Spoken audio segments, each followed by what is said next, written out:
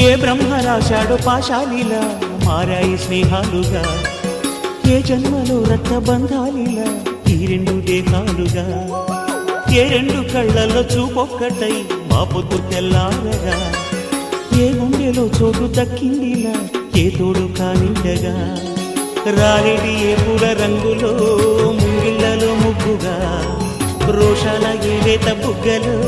రోజాలు పూయించగా, ఆ బంధం అనుబంధం మాదే కదా.